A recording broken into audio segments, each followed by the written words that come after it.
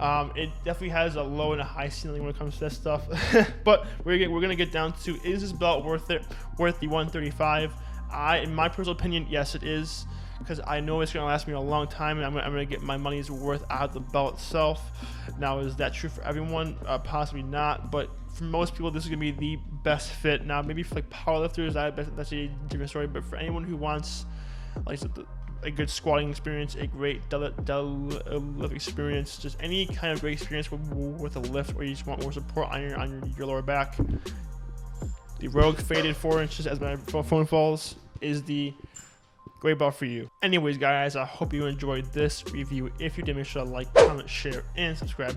If y'all want to see more reviews and videos just like this, make sure to smash the like button. And we guys, make sure to stay fit, guys. Take care of yourself and stay safe, guys. I'll see you guys in the next video.